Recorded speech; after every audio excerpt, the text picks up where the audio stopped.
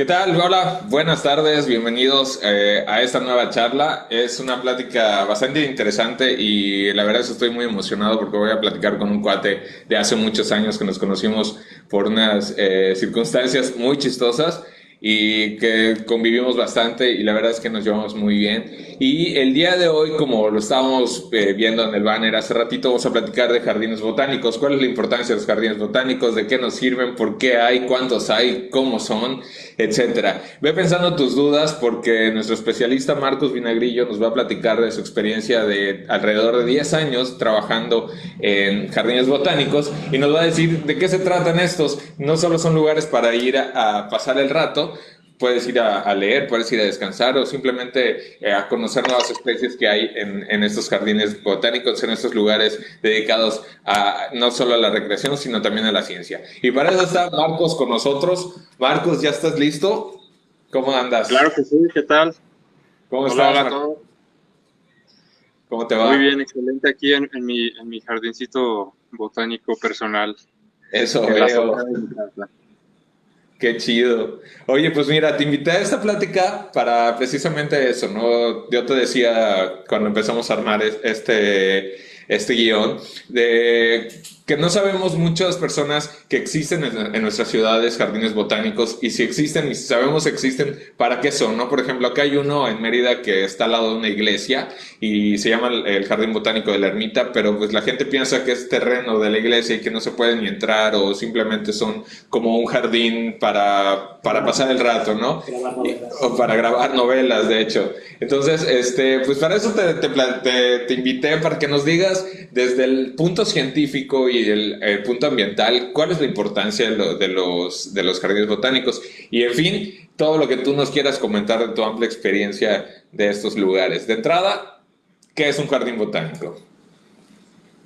¿Qué es un jardín botánico? Bueno, un jardín botánico es una institución que tiene tres fines particulares.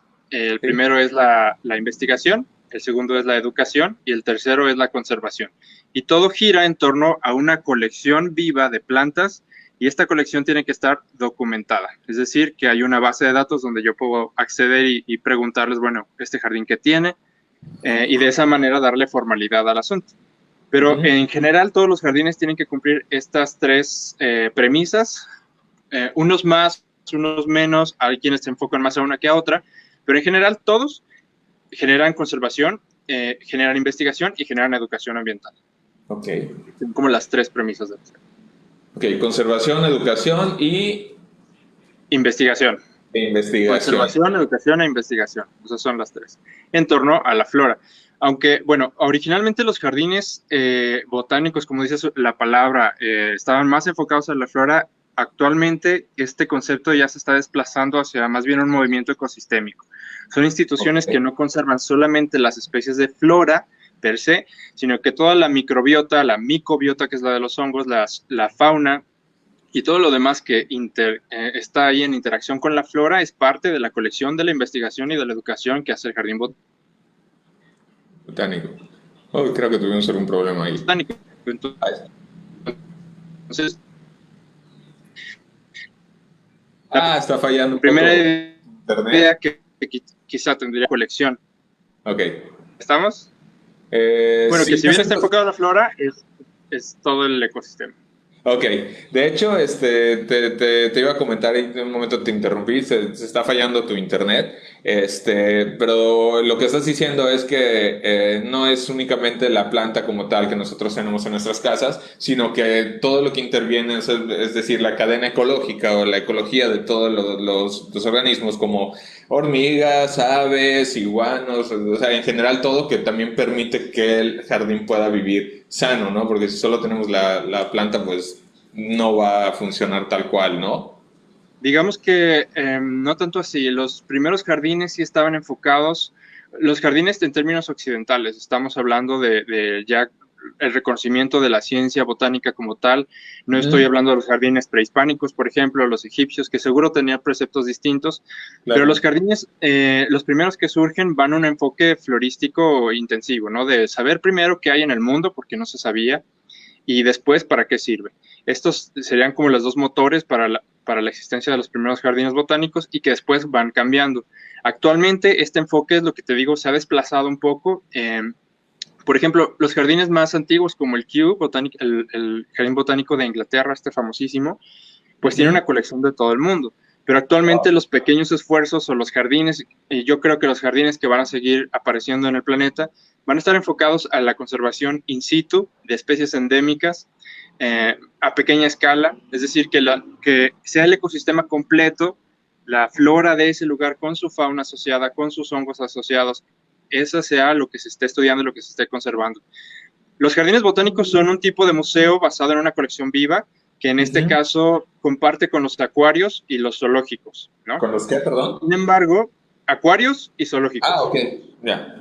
Sin embargo, se demarca de ellos precisamente por esta característica que les permite ser ecosistémicos. Son la colección foco, que es la base de las cadenas ecológicas, que es la flora, pues permite que en consecuencia puedas tener la fauna.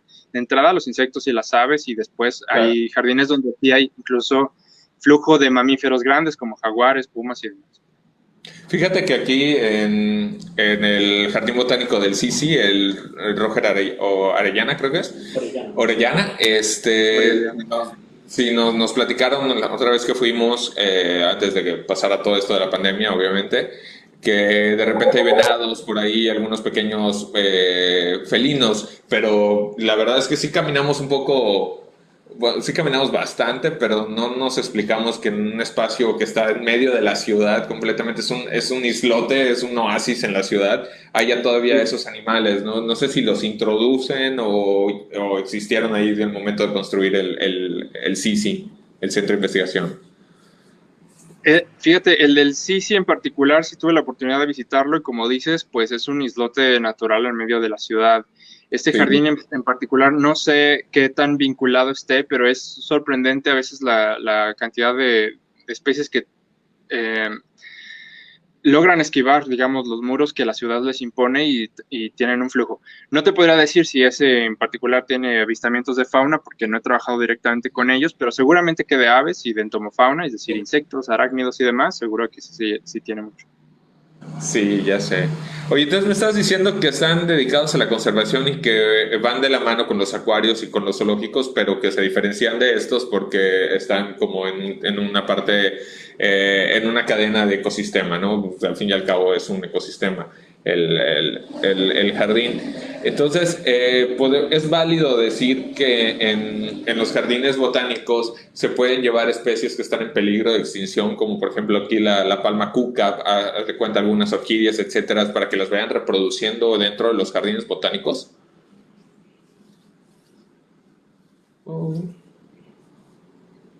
Sí, por supuesto. De hecho, el 50% de la flora que actúa en México, por ejemplo, no sé bien las cifras de otros países, pero en México, si nosotros tuviéramos una lista de todas las especies que hay en todos los jardines, el 50% de esas especies están en alguna categoría de riesgo. Es decir, que el foco de conservación es uno de los principales puntos atacados a través de los jardines botánicos. Sí. La conservación va mucho más allá que le decimos la filosofía de Fines and Fences, que es lo que se hacía antes, ¿no? Generar estas reservas de la biosfera en la naturaleza prístina, dejarlas ahí encerradas y que el hombre no las tocara. Ese fue el primer acercamiento que la humanidad tuvo una vez que en los años 60, 70 se empezó a dar este movimiento ecologista de hay que proteger la naturaleza, es que surgen todos estos espacios.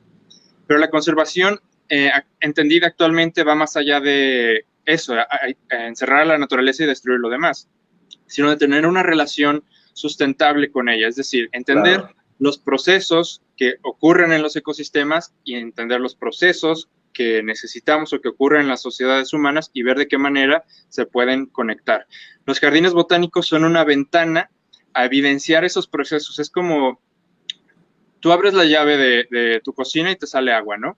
Pues el jardín botánico es, digamos, abrirle el motor al planeta y ver cómo se genera esa agua. Ahí están los bosques, ahí están esos ejemplos, porque no todo el mundo, o no es tan fácil que un grupo de primaria, por ejemplo, acceda a un bosque y se vayan ahí a ver eso, ¿no? Estos espacios permiten y hablando un poco también de la parte de educación, Sí. hacen conservación en ese sentido. Generan espacios donde hay flora que tiene captación de agua, captación de lluvia, infiltración a mantos freáticos, conservación de biodiversidad, producción de genotipos, fenotipos que se dispersan a la naturaleza y demás. Wow. Y aparte uno puede ir ahí a verlo. Puede ir uno a los jardines botánicos a ver la magia suceder. Es un poco lo que me refería con que se demarca de los zoológicos, porque la instalación zoológica es una recreación del microhábitat del oso pardo, no sé, y las rocas a veces son falsas, es decir, no ves el proceso ecológico que encierra al oso pardo. El oso pardo per se como unidad de aprendizaje es todo en el zoológico, no en todos, ha evolucionado también. Pero los jardines botánicos desde un principio han tenido, al ser flora, la capacidad de enseñar desde otro esquema. Y bueno, la conservación se da en varios frentes. Por ejemplo, tienes una planta en peligro de extinción, pues la metes al jardín botánico, tomas ahí semillas, tomas germoplasma, es decir, células que puedan generar tejidos, que puedas propagar y demás, a nivel individual, digamos. También está la conservación a nivel ecosistémico. Tú tienes este fragmento del bosque y lo encierras en el jardín botánico, y como tienes, digamos, cierta libertad de dentro del jardín botánico hacer X o Y cosas, te pongo el ejemplo del jardín botánico de Vallarta. Este tiene más de 100 hectáreas, la cifra habrá que corroborarla, pero tiene un espacio muy grande de la selva que está en conservación, es decir, hay un fragmento que uno va y puede andar en los senderos y demás, pero hay un fragmento enorme, súper vasto, que es el bosque prístino, tal cual, y entonces la gente no tiene acceso a eso, o bien hay quienes sí se avientan al senderismo, pero en general ahí quienes tienen acceso pues es la fauna silvestre y demás. Entonces ahí está la conservación no de las especies, sino del ecosistema. También está la conservación, por ejemplo, de los fenómenos. Hay fenómenos como este que decíamos de la migración de animales, el flujo de fauna, esto es un fenómeno. Pensando en la mariposa monarca, es la migración más famosa de todas. La mariposa, sabemos que está la reserva de la biosfera en Michoacán, ¿no? Sin embargo, la mariposa hace un montón de paradas en todo su trayecto hasta Canadá, y todos estos espacios pudieran incorporarse si hubiera jardines botánicos a lo largo de la ruta migratoria de la monarca, por ejemplo, serían estaciones de paso para este animal, como lo son ahora para otros. Entonces, conservan a nivel genético, porque hay variedades, no sé, hay una especie de frijol nativo de la Sierra de Chiapas, que es único de allá y no queremos que se pierda. Bueno, lo incorporamos al jardín botánico, ¿no? Esto pasó, por ejemplo, con el Ciadiploperennis. Si no lo ubiques, es un maíz silvestre que salvó de que el maíz que nosotros consumimos, haz de cuenta que el maíz que nosotros consumimos llegó a tal grado de que siempre se cultivaba la misma variedad genética, que pues una enfermedad pues mataba a todos, ¿no? Sí, claro. Entonces Ciadiploperennis aportó nuevos genes que se combinaron con sea maíz, y entonces tenemos diversidad genética. Bueno, Ciadiploperennis está en el Jardín Botánico de Vallarta y está en otros jardines botánicos también.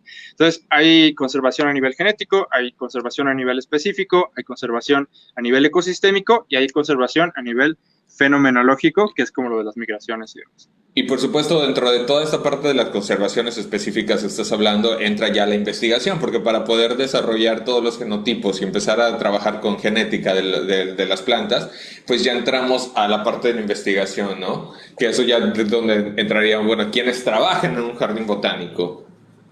Sí, bueno, la investigación es la razón original de los jardines botánicos. Las cátedras botánicas en el siglo XVIII que se dedicaban a investigar qué había en el mundo para saber cómo explotarlo, pensemos en el mundo del siglo XVIII, la naturaleza parecía un asunto súper vasto e inagotable. Y nuestro trabajo, digamos, como humanidad era conocerla y ver de qué manera podíamos dominar sus bellezas y utilizarlas y explotarlas. Quien encontraba ese trabajo eran los investigadores, era todo el equipo que se iban y hacían las campañas botánicas, geológicas, faunísticas, y toda esa investigación se depositaba en estos repositorios que fueron los primeros zoológicos, los jardines botánicos, acuarios y demás, ¿no? Entonces, el jardín botánico nació con un fin de investigación. Particularmente la medicina fue la botánica aplicada a la farmacia, fue la primer, digamos, rama de investigación. Pero después viene la agronomía, vienen otras aplicaciones de la botánica, textil y demás que se van incorporando y hacen un staff más grande de gente que investiga en el jardín botánico. Pero la investigación es decir, tienes ya un equipo de científicos que van, colectan, identifican, llegan acá, hacen la curaduría, museografía y demás. Tienes también todo un equipo de jardinería y horticultura que se encargan de ver los mejores brotes, las semillas, de cómo se conserva y demás. Ese es otro papel importante de los jardines botánicos en términos de investigación. Por ejemplo, yo tengo un roble, un árbol, y quiero saber cuándo florece, en qué medida y cuánta biomasa produce, cuánto dióxido de carbono absorbe y demás. Bueno, ese proceso de análisis bioquímico, fenomenológico, de cómo se relaciona con sus polinizadores, es decir, todo eso que quizá me costaría miles de pesos, de euros, de dólares investigar en campo, lo puedo hacer dentro del jardín botánico. Entonces ahí tienes otro de los usos en investigación, claro. Entender lo que pasa en el bosque, pero aquí, ¿no? En corto y en barato. Un pequeño laboratorio. En laboratorio. Entonces ahí tienes a los científicos y a los horticultores que también están produciendo, además, adaptando, aclimatando planta, los ingenieros agrónomos, tienes a todo un conjunto de especialistas en torno a la botánica. Conforme, te digo, los años 60, 70, que se perfila ya el discurso de conservación, nos dimos cuenta de que estábamos dando en la torre a todo, empezamos a tener una visión distinta, una relación distinta, surge la conservación y la educación, ¿no? A la par. La educación, digamos, ha sido como lo más reciente, pero la conservación empezó primero, pero ahí se van, ¿no? Juntas. Entonces, primero el jardín botánico fue... ¿Sí? Perdón, esto es algo al revés con lo que sucedió con los zoológicos, ¿no? Los zoológicos empezaron como un centro de entretenimiento, era atractivo ir, ver animales raros, y posteriormente, cuando empezó todo el rollo ambiental y en el 92 con la UASA, empezaron ya ahora otra vez a tocar el tema de transformar los zoológicos a meramente conservación, y o sea, uno de los puntos principales era la conservación o la preservación de las especies, y luego venían los otros, ¿no? Que es la educación, el entretenimiento, etcétera. Con los jardines botánicos, fue como diferente por lo que estoy viendo. Sí, bueno, mira, el origen o la historia de todas estas instituciones como que se va entrecruzando. El tener una colección de los trofeos de conquista, de a dónde había sido tú como príncipe, como emperador, como gobernante, y poder exhibirlo a tus pares, los gabinetes de curiosidades, las colecciones de bestias que tenían, que son los zoológicos, pues sí tenían ese fin como de demarcar el poder y de ser una representación de todo lo que ya habías conquistado y demás, ¿no? Y también de lo curioso, lo raro, lo que había que exhibir. Las primeras ilustraciones, bueno, no las primeras, pero muchas de las ilustraciones antiguas sobre fauna representan precisamente a la fauna con las fauces abiertas, las garras, y todavía vamos a algunos museos de historia natural, cómo te topas al león y al águila, ¿no? Como atacando. Eso es porque había que representar a la naturaleza de una manera indomable, y que luego entonces pues yo había logrado domar y por lo tanto pues soy poderoso. Claro, ¿cómo representas sí, o sea, el león atacando pues era un símbolo de poder clarísimo. En cambio, un girasol pues difícilmente era el mismo contexto, ¿no? Entonces, claro. Y hay algo curioso ahí con las orquídeas. Las orquídeas son un grupo biológico de los últimos que aparecieron en el planeta, y son una rareza, y esa rareza, que sean exóticas, sí es un símbolo de poder y ha perpetuado, y curiosamente muchos de los coleccionistas de orquídeas pues somos hombres, ¿no? No sé, ahí haz las cuentas. Entonces... Tengo un cuate que colecciona orquídeas, de hecho, y estaba platicando con él otra vez porque la verdad es que me confieso muy ignorante en cuanto a las orquídeas. Me dice que es muy difícil, que para producirlas fuera, hasta en la misma naturaleza, es muy complicado porque la espora tiene que volar en un árbol que tenga condiciones específicas y demás, pero y que de hecho hay laboratorios que se dedican a desarrollar reproducir las orquídeas. Pero los jardines botánicos, en este que te digo del Sisi, en el Roger Orellana, sí hay un espacio dedicado a puras orquídeas y ahí las tienen y es otra forma de preservarlas. Sí, es eso, justo la propagación es toda un área de la botánica y hay muchas especies que entran a propagación o que se logra la propagación gracias a los jardines botánicos y a los institutos de biología que se dedican a través de los ejemplares botánicos pues a hacer estos análisis. También si yo voy a campo y colecto un ejemplar y lo propago tal vez en mi universidad, es valioso dejar un ejemplar en el jardín botánico como referencia si yo quiero replicar el experimento, si algo no me salió bien y demás. Y esos ejemplares en los jardines pues permiten justamente replicar las mismas condiciones con el mismo ejemplar y demás. Y muchos jardines tienen incorporado ya un departamento de propagación hecho y derecho que tiene in vitro, que es la técnica principal para la propagación de orquídeas, pero que también se aplica, por ejemplo, para los, no sé, los agaves mezcaleros. Si el mezcal es una de las plantas que hay variedades que solamente se dan en la naturaleza, es decir, que no hay un cultivar de mezcal, sino que la gente va a sus ecosistemas y de ahí lo extrae. Entonces esto pone en riesgo al mezcal y también a la planta. Entonces hay laboratorios destinados justo a la propagación in vitro de mezcal. Que eso sucedió con la burra, ¿no? Con la burra, Gelacitrón, la burra bisagna se llama, no me acuerdo del nombre científico, pero sí, es una cactácea que está en biznaga, la biznaga burra, ¿no? Se llama. Que precisamente la gente iba a estos ecosistemas y las extraía y pues lo puso en peligro. No sé si está en peligro o amenazada, pero está en una categoría de riesgo de la Semarnat. Se pegó. En fin, bueno, ahorita que regrese la conexión de Marcos, no sé si nos escucho por ahí. Dejen sus dudas. Si tienen dudas, ahí está, ya regresamos. ¿Bueno? Ahí de repente se va la conexión un poquito, pero estoy siguiendo el hilo, no te preocupes. No pasa nada, no te preocupes. Y te digo, la biznaga que dice, sí, es un ejemplo de estas especies. Les llamamos categoría de riesgo. Hay una norma oficial mexicana, la 059 de Semarnat, publicada en el 2010. Hay una actualización, no estoy seguro ahorita si ya salió la última o no, pero ya pone a las especies en esas categorías de riesgo. Son extinta en vida libre, extinta, en peligro de extinción, amenazada, sujeta a protección especial, ¿no? Entonces ahí van más o menos. Y esto es importante porque actualmente la legislación de los jardines botánicos es que tienen que ser una unidad de manejo ambiental, o UMA.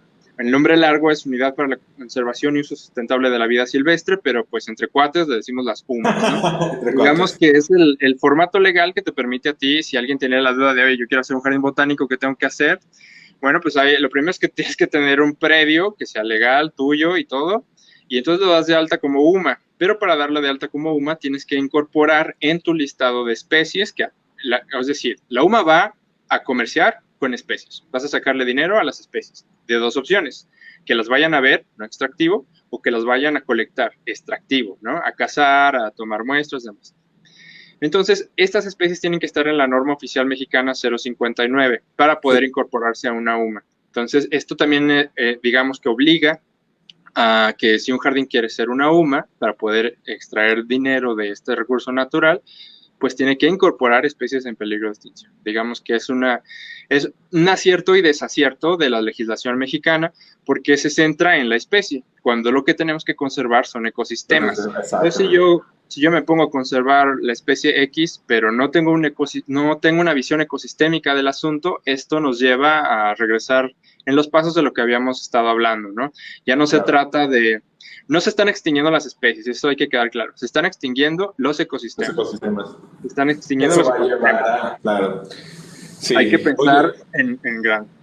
Por supuesto, por supuesto. Eso es un problema con el que he venido luchando estos últimos años, que pensar en una forma holística, es decir, ver más allá de lo que estamos haciendo, independientemente de la rama en la que nos encontremos, y si hablamos de basura, si hablamos de quemar basura, si hablamos de talar, si hablamos de automóviles, etcétera, es irnos más allá para ver el daño que nos puede provocar, porque ya sabemos que todo está conectado en sí, ¿no? Oye, Vamos a platicar de las personas que trabajan en un jardín botánico. Ya sabemos que, como estás diciendo, estas personas que se encargan de desarrollar las semillas, de germinar, de ver que el crecimiento, pero en sí, ¿qué especialistas o qué profesionistas pueden trabajar en un jardín botánico? Porque igual ya hay personas que nos ven y no tienen ni idea que pueden De que trabajar en un puedan. jardín botánico, exacto, Sí, ¿no? Y y qué de pueden hecho, hacer.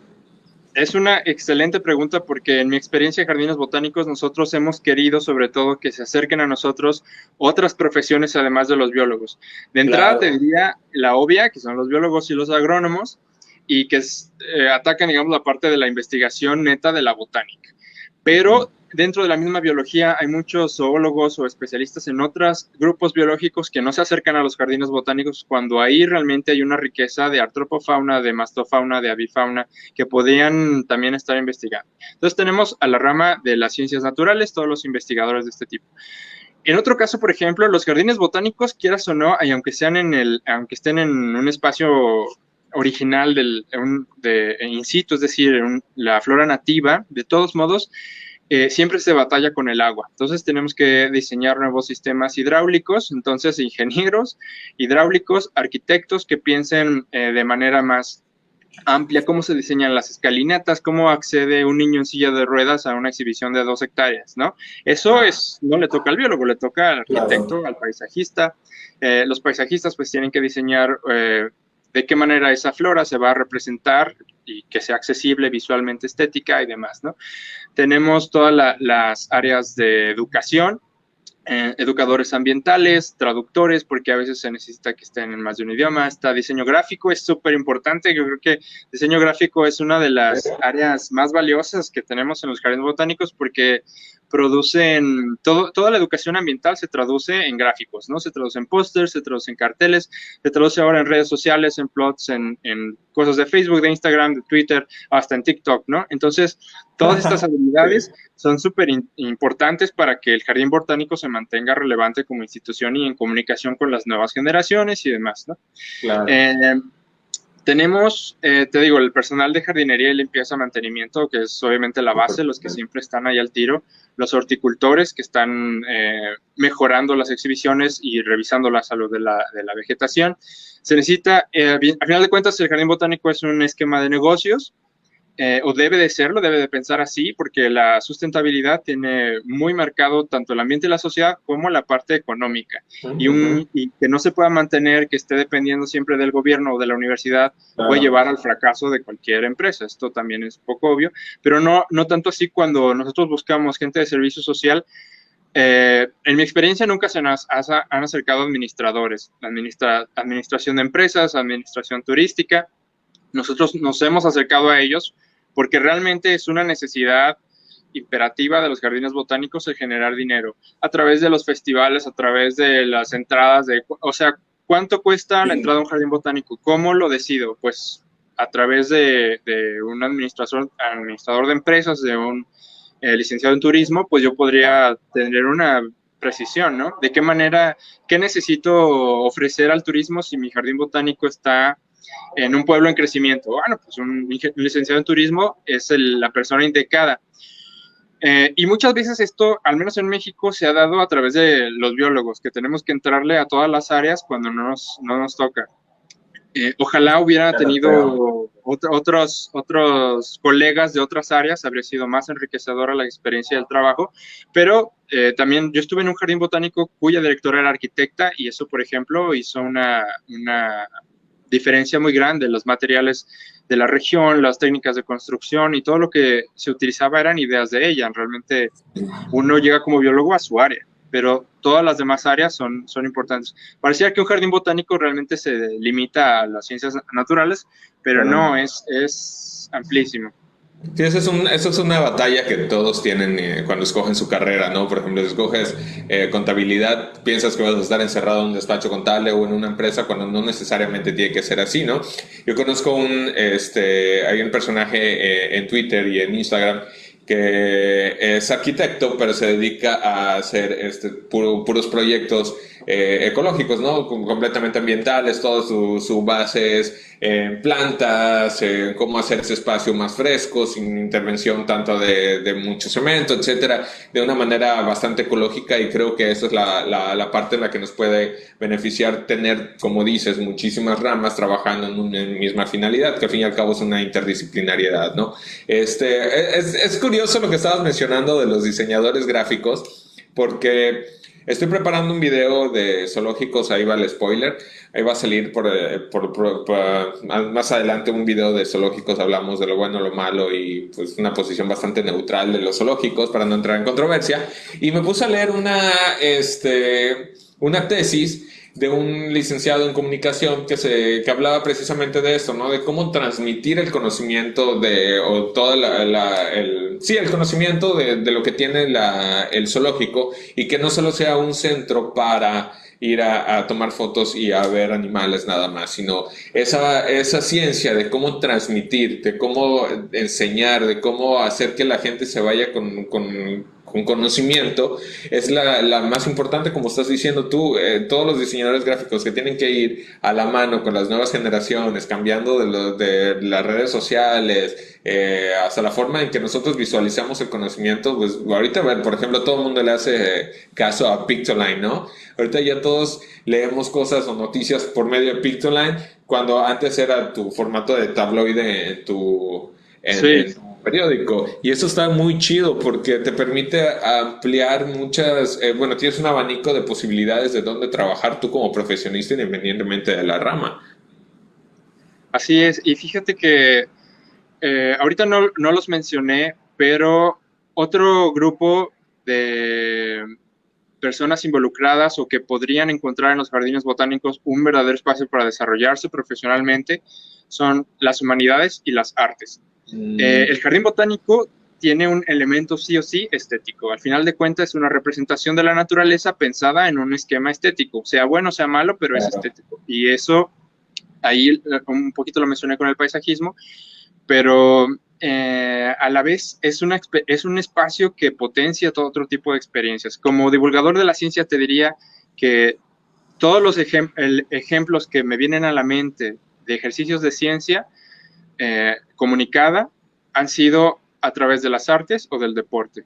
Entonces, siempre se necesita traducir un paper o una investigación a una plataforma artística, sea gráfica, sea teatral, sea dancística, sea lo que sea.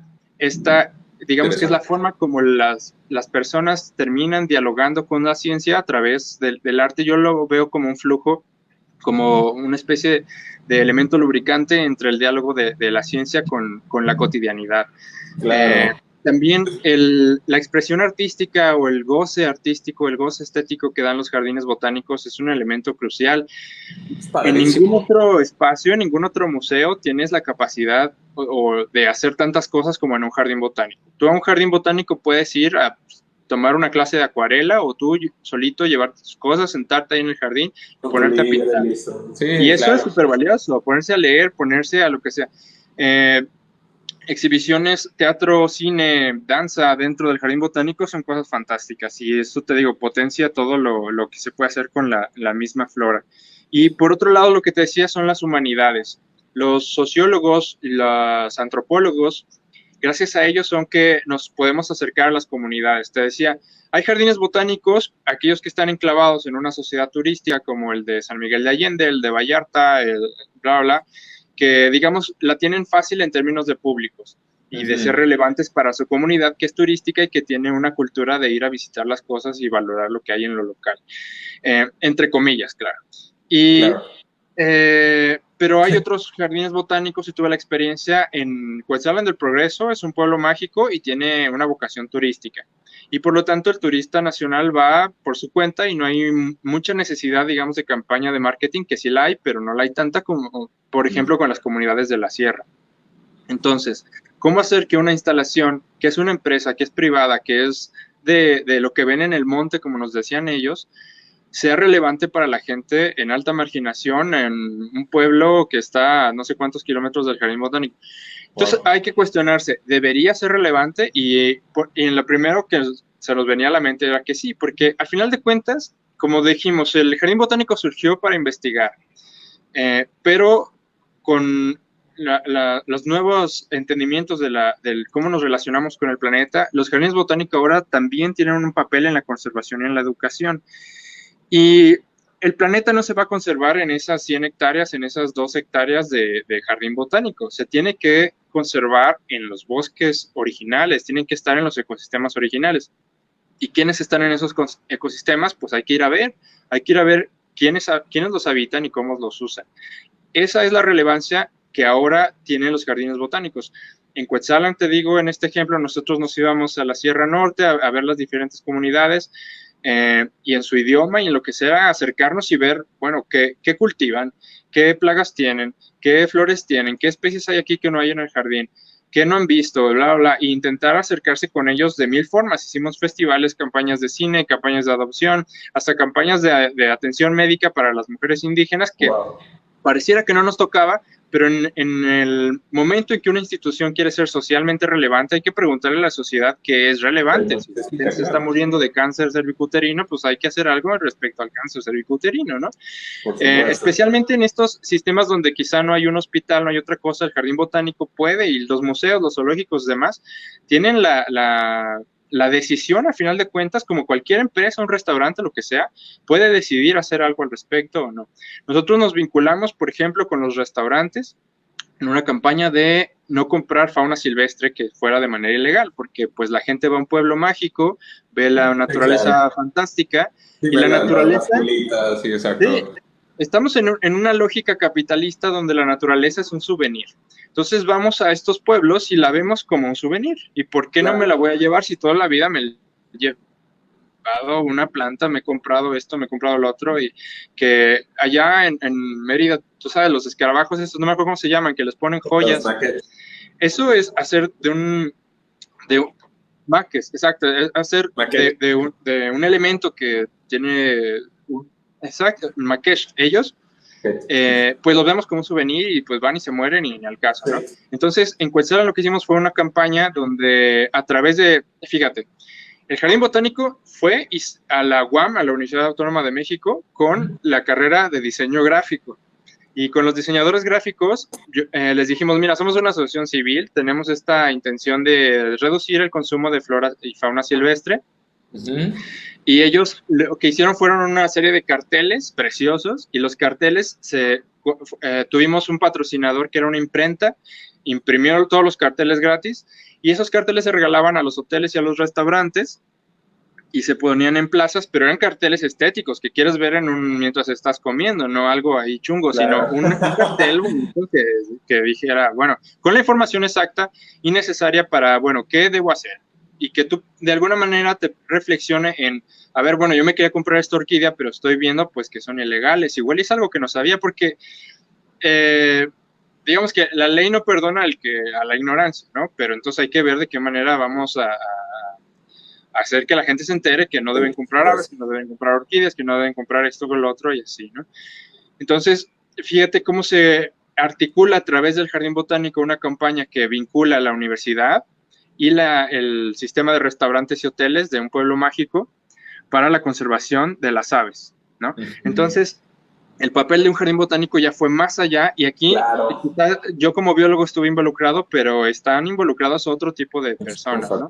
La campaña que te decía del cáncer cervicuterino, pues eran antropólogos y sociólogos los que se iban a las comunidades, los que daban estos talleres, y eran médicos, los que hacían los chequeos, los Papá Nicolau, lo demás, pero era a través del Jardín Botánico como plataforma de comunicación que se llama a la comunidad, que se invita y que se incluyen otras cosas, como ven al Jardín Botánico, conoces, ves un taller, una charla, un evento de danza, y además está tal día un chequeo gratuito para las mujeres, o está tal día una campaña de adopción. Es decir,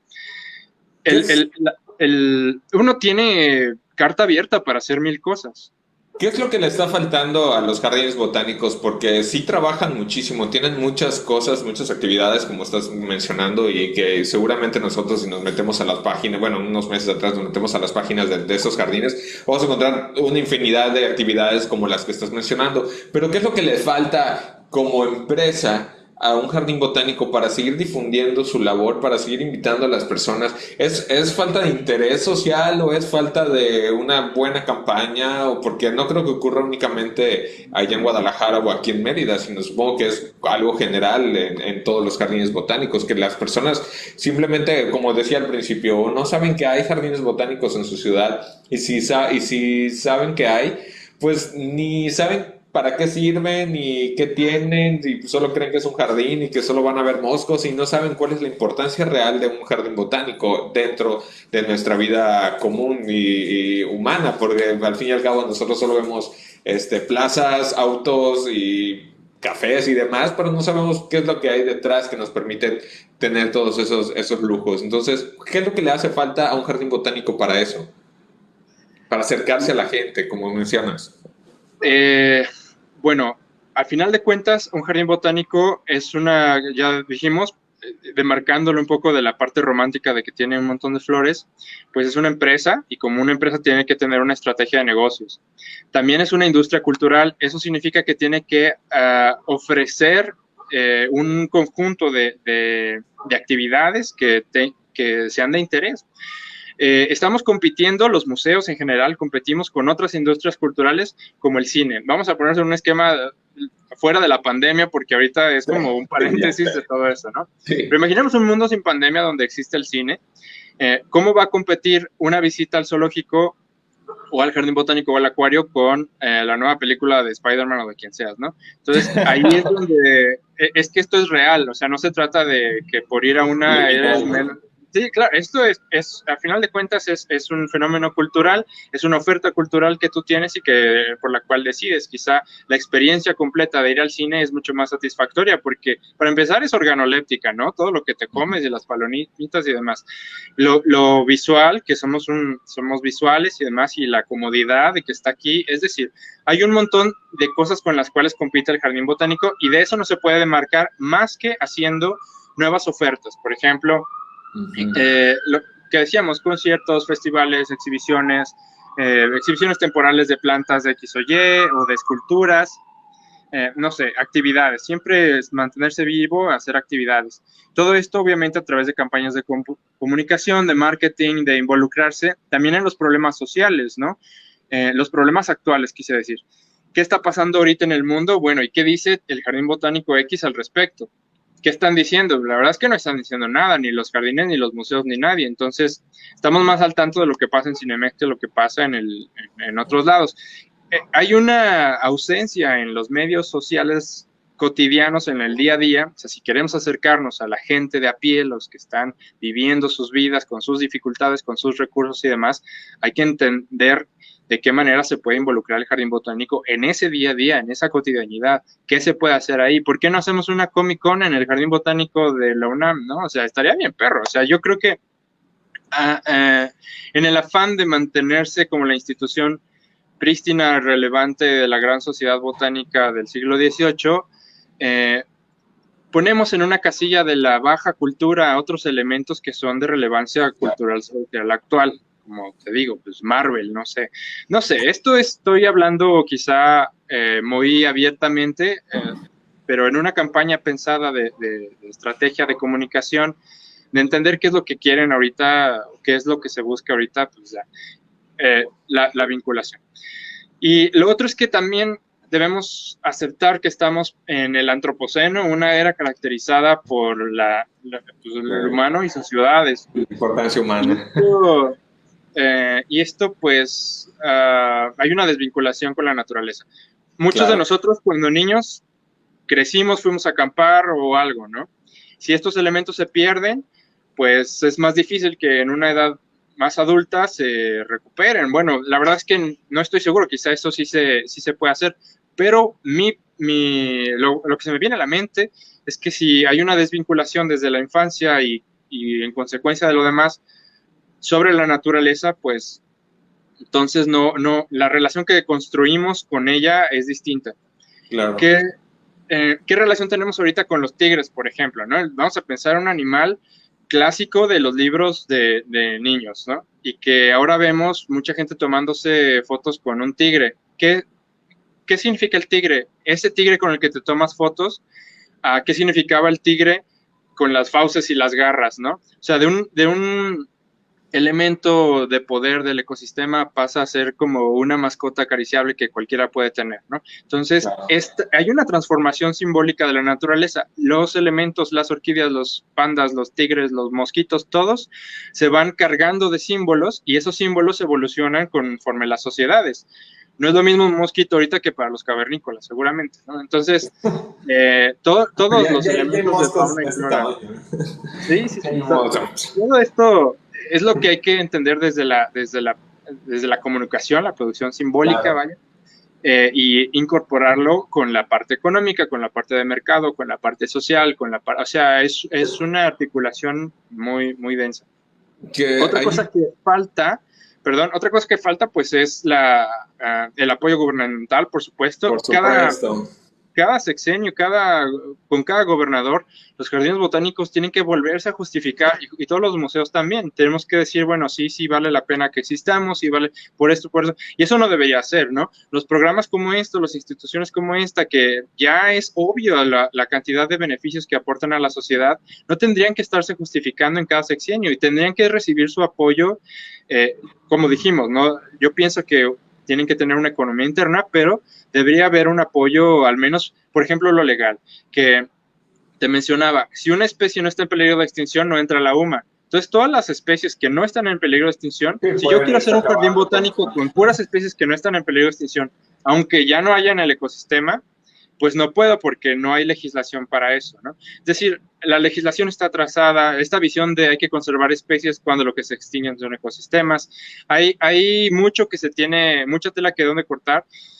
¿Alguna le toca a los jardines botánicos? Sí, la parte de marketing, la parte de qué vamos a hacer, sí, eso se le toca a los jardines, cómo vamos a ser relevantes y demás.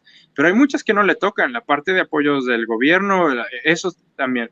Tenemos uno de los guías en el jardín de Cuetzalan, llega un papá con su familia.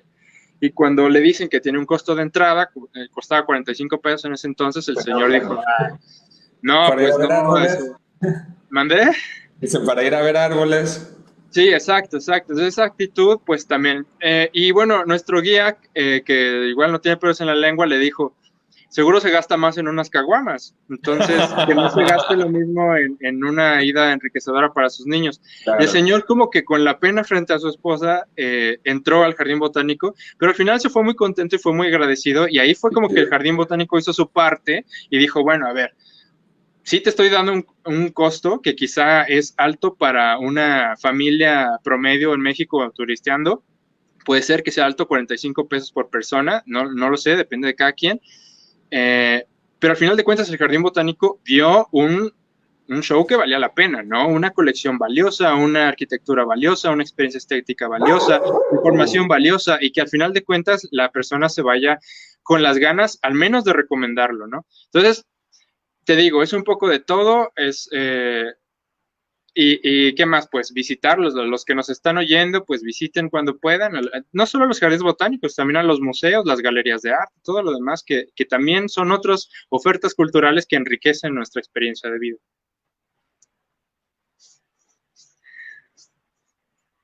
¿Qué más por ahí?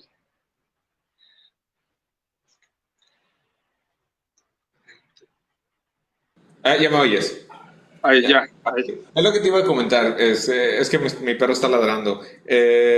Cada vez que vas a un jardín botánico, me ha tocado ir en varias ocasiones, y es una experiencia diferente. De entrada, aquí no sé cómo estén organizados todos los demás, pero aquí como tenemos mucha ese arraigo con la cultura en Yucatán, de entrada ves una parte en la que solo hay plantas medicinales con las que se utilizan para cualquier tipo de, no sé, alguna planta para curar la diarrea, para cuidar dolores, etcétera, y te vas por ese sendero y descubres plantas que puedes tener hasta en tu casa que te pueden servir para algo. Digo, hay que tener sus precauciones para tener remedios caseros, pero la experiencia que te va guiando, y en el momento que dices un paisajista que te va desarrollando desarrollando una experiencia en un jardín botánico es, empiezas con un tipo de plantas, de repente te encuentras con arbolotes, de repente unas palmas gigantes, de repente ya estás en el desierto, o ya te cambias a un acuario, una laguna, un lago, perdón, y vas transformando y vas conociendo los diferentes tipos de plantas, y sobre todo si hay un guía que te va enseñando, y mira, estas están acá porque les gusta más el sol, y estas se desarrollan más así, y estas se han reproducido de esta manera, y empiezas a conocer cómo es el complejo mundo de las plantas y de los animales que intervienen con ellas. Pues te llevas una visita muy enriquecedora, como dices, no es solo es ir a pasear, sino es ir a conocer lo que tenemos dentro de nuestra vida. Es básicamente lo mismo que sucede con los zoológicos, que es ir y tratar de aprender, y no solo es ir a comprarte el helado o sacarte la foto con la jirafa, sino es conocer dónde están las jirafas,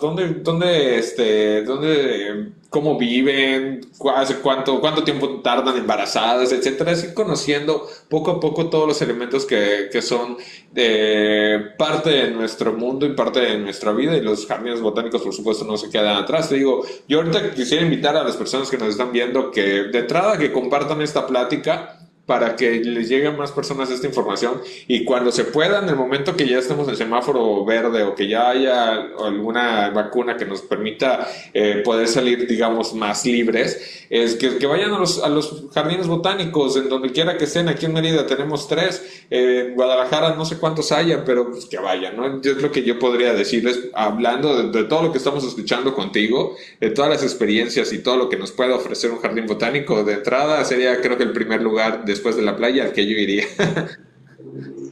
Sí, y de hecho, en términos de esta realidad, la nueva normalidad, los jardines botánicos son espacios donde siempre está su sana distancia. Ahí son espacios abiertos, casi todos tienen espacios abiertos, y se puede ahí uno dar el lujo de caminar por sus senderos solo, con la cámara, con la pareja, lo que sea, y te dan esa apertura. Es un buen momento para acercarse a la naturaleza, para comprender quien no haya tenido quizá una infancia rica en términos naturales, pues es un buen momento para reflexionar y decir, mira, pues yo siempre crecí en la ciudad, pero pues vamos viendo qué otras cosas hay, porque además te sirve. Si eres un arquitecto, entender la estructura, cómo se sostienen las ramas de un árbol, claro, te sirve. Si eres un artista, entender la colorimetría que ven las abejas en las flores, te sirve. No, si eres un médico, obviamente sirve entender cómo... ¿Mandé? No, te decía, que vas encontrando elementos que te puedan, si abres tu mente, por supuesto, de todas las áreas puedes encontrar algo muy, muy interesante en los jardines, y vas desarrollando. Yo te iba a decir, ir a tomar fotos a un jardín botánico.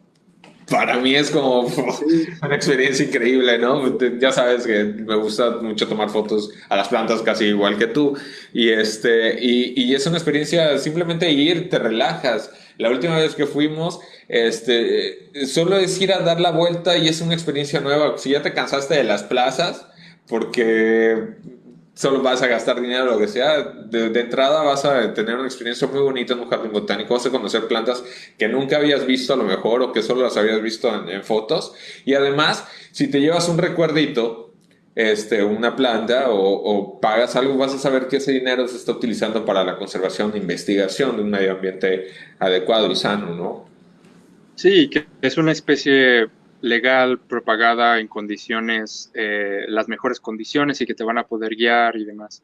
Y de hecho, te decía que los jardines botánicos son museos únicos, porque es el único lugar donde hay gente que literal paga para irse a dormir. O sea, pagan su entrada, o si es gratuito entran, se encuentran un campo bajo de un árbol y ahí se duermen. Y eso lo celebramos, ¿no? Eso es algo, me parece algo fantástico. Me encanta que la gente vaya a dormirse a los jardines botánicos, que entiendan, porque dormirse es un acto de me siento seguro y me siento en paz. Sí. Y qué mejor forma de demostrarnos a nosotros como empresa, digamos, que estamos haciendo bien nuestro trabajo, si la gente se siente con la confianza de hacer ese tipo de cosas.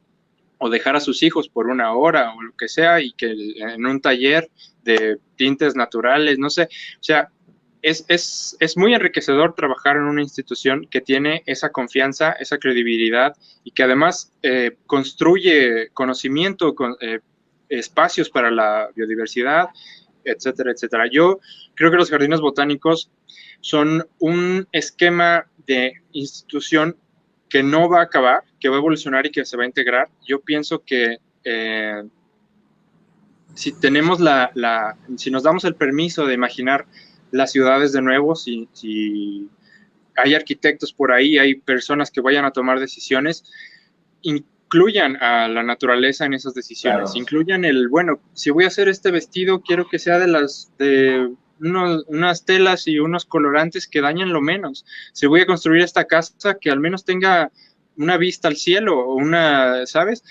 Esos elementos de la naturaleza que no tienen que estar allá en el bosque, tienen que estar aquí en la ciudad, tienen que estar en lo cotidiano, tienen que estar, esta es la jaula de donde cuelgo la ropa y no puedo estar sin ver al menos cosas. Esto que tienen aquí es menta, entonces cualquier día me subo y me tomo aquí unas ramitas, es decir, hay cosas muy fáciles que se pueden hacer y que se pueden incorporar, y ojalá los arquitectos de mi departamento hubieran pensado en que la gente quería tener un jardín, ¿no? Ojalá que ese tipo de cosas se hubieran incorporado desde un principio, pero que estamos a tiempo, pues todavía hay muchas cosas que se van a hacer, que se van a repensar, y es un buen espacio los jardines botánicos como para inspirarse y tomar en cuenta este tipo de cosas. Excelente, Marcos, muchísimas gracias. Oye, la verdad es que está muy interesante toda esta charla y tenemos mucho material para poder platicar en otra ocasión, y te invito abiertamente a que volvamos a tocar este tema más adelante. Pero ¿qué te parece si pasamos a los comentarios y las preguntas de las personas que nos estuvieron siguiendo en esta plática, para que vayamos contestando algunas dudas, ¿va? Vamos a empezar. Sí, adelante, a ver cuáles me sé. Va.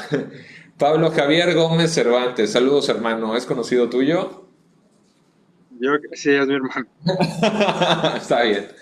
Dice Pablo, yo visité el Parque Bicentenario en Ciudad de México. Era antes una refinería y lo convirtieron en un excelente espacio que combina exhibiciones de botánica con un parque familiar con jardines y grandes áreas. Creo que hacen falta más espacios como ese en ciudades grandes como la Ciudad de México. ¿Lo conocen? ¿Qué opinión tienen de este? ¿Y se podría considerar un jardín botánico? Como dijimos al principio, la definición incluye una colección documentada de plantas, y actualmente también está dado de alta como una unidad de manejo ambiental. Me parece que el Parque Bicentenario no tiene estas funciones, pero que, bueno, nos da pauta para hablar de una confusión que hay siempre, que es el término de jardín y el término de parque. Estas dos palabras se pueden usar como sinónimos, la verdad es que no pasa nada. Pero jardín viene de una familia lingüística donde está guardar, de garden, guarding, guardian. Todas estas palabras implican guardar, es decir, es un espacio que a su interior está guardando algo, y por lo tanto tenían un cerco originalmente. Los jardines italianos, que son los primeros, pues tenían un cerco que delimitaba lo que hay adentro. El parque, ahí en la parte etimológica te fallo, pero sí es más bien un concepto abierto donde la gente entra, sale, va y hace un montón de actividades, y por eso el parque se define más bien por el conjunto de cosas que se pueden hacer ahí. Hay parques de diversiones, hay parques industriales, parques de investigación, es decir, es un conjunto de cosas en un espacio con un mismo fin, y es por esto que el Parque Bicentenario en particular es un área, como dice ahí, era antes una refinería y se rescata, es un espacio dentro de la ciudad crece, se come la zona industrial, y pues deciden destinarlo a hacer una refinería. Esto pasó también en el Parque de la Fundidora en Monterrey, me parece que se llama, que es lo mismo, es un espacio público para el disfrute. Cumple con muchas funciones, es decir, da una conservación de la biodiversidad urbana, da educación ambiental si es que ellos hacen talleres, y puede servir para la investigación. Sin embargo, no está obligado a hacer ninguna de estas tres, y por lo tanto no es un jardín botánico. Creo que el que no tenga el catálogo de jardín botánico no demerita los beneficios de los parques. Claro. Son una cosa aparte. Excelente, siempre hay que abogar por espacios verdes, ¿no? Siempre. Ok, otra pregunta, dice Jair Uriel. Tengo una duda, ¿de qué manera puede participar la psicología en los jardines botánicos? Y creo que también lo omitimos, pero creo que es parte fundamental en los jardines. La psicología.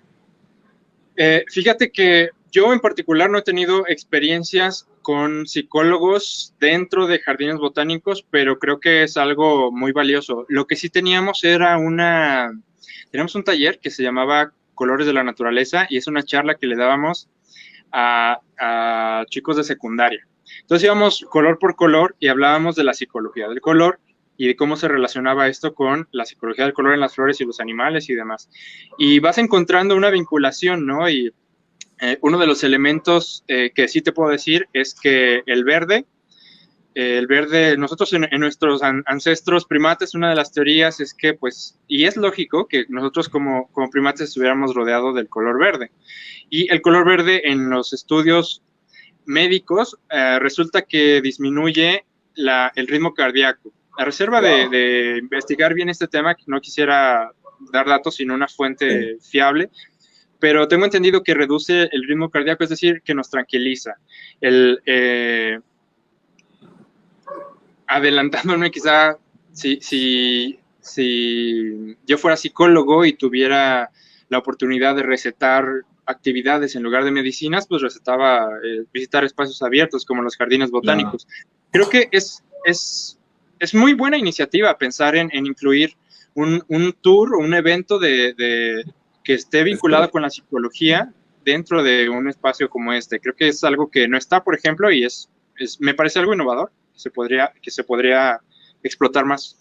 Ahí está, Yair, si eres psicólogo, acércate a los jardines botánicos y pon tu propuesta sobre la mesa, seguramente alguien te va a escuchar y se puede incluir algo ahí, ¿no? Y creo que son todas, ¿verdad? Bueno, tuvimos poquita audiencia esta vez, no sé qué pasó, no compartimos mucho a lo mejor, pero el video se va a quedar grabado aquí, si lo quieres compartir igual tú, Marcos, por a todas las personas que conozcas. Y bueno, nada más me queda agradecerte, Marcos. La verdad es que aprendimos muchísimo de este tema y como te decía, hay muchísimas otras cosas que seguir hablando de esto y para mí es un tema fundamental e importante en el desarrollo de la humanidad. Pues al fin y al cabo tenemos que seguir trabajando con los espacios verdes y con la naturaleza que tenemos alrededor, que es nuestra materia prima en la vida, ¿no? Así que no sé si quieres agregar algo más ya para despedirnos. Bueno, pues yo simplemente invitarlos de nuevo a conocer. Hay más de 40 jardines botánicos en México, hay muchos que se están creando, hay pequeños, hay grandes, hay de todo. Hay algunos jardines que se enfocan en la experiencia artística, que tienen esculturas, hay jardines con mucha ciencia como los de la UNAM, hay jardines vastísimos en conservación como el del Ecosur. Es decir, hay un poco de todo y siempre hay algo que hacer ahí. Si eres amante de la naturaleza y si no, seguramente que encuentras ahí el amor por la misma. Entonces, invitados todos a conocerlos. Qué chido, seguramente sí, espero que muchas personas ya terminando esta cuarentena ya podamos ir a los jardines botánicos a relajarnos un poco de estos encierros.